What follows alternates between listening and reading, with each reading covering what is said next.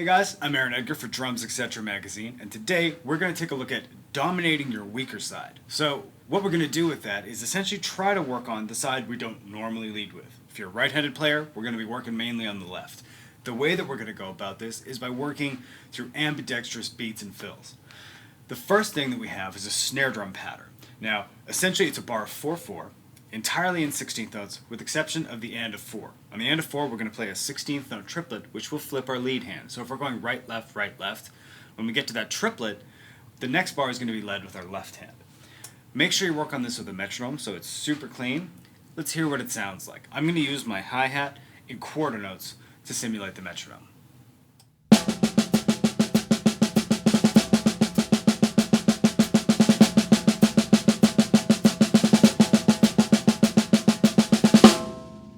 Now I'd highly recommend using either a bass drum or hi-hats in quarter notes, like I just was through that last example.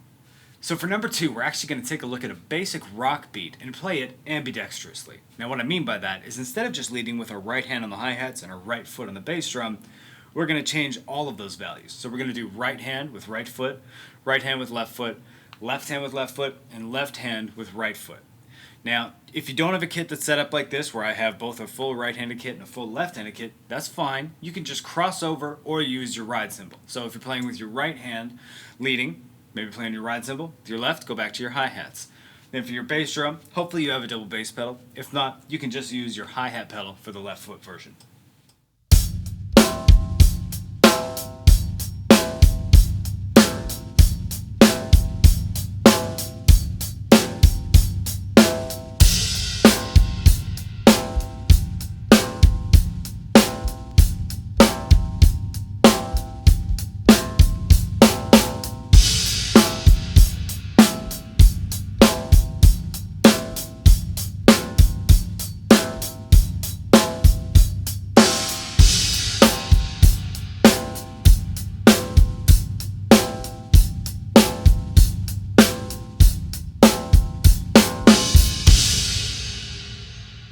For examples 3 and 4, we have a fill that's just 16th notes. Now we're going to go around the toms.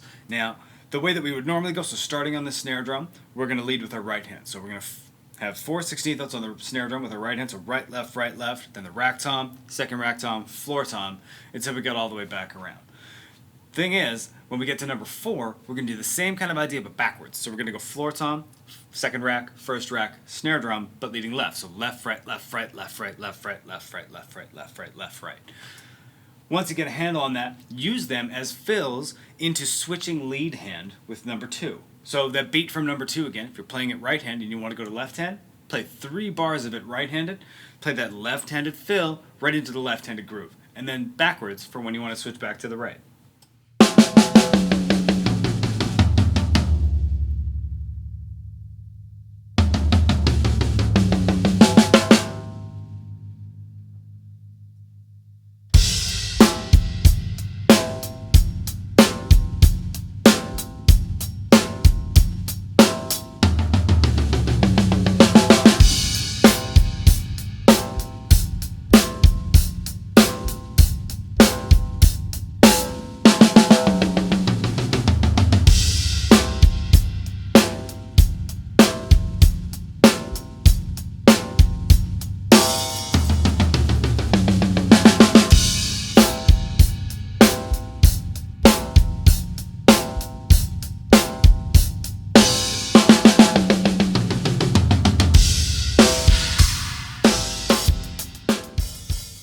Alright, so if you've made it this far, this is where it starts to get a little bit tough. Let's add in dynamics and make a much more challenging groove to play.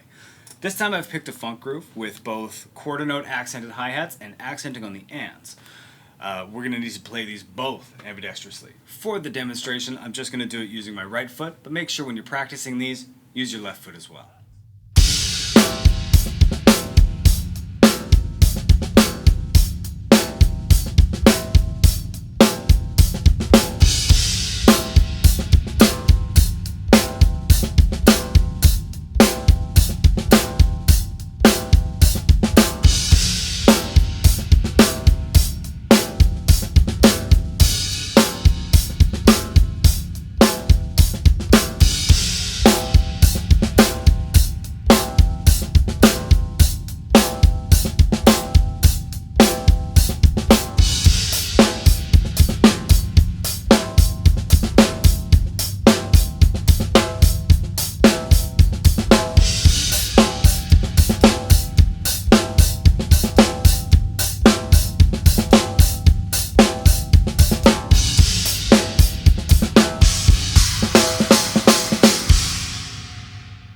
So I hope you have fun with this challenging material.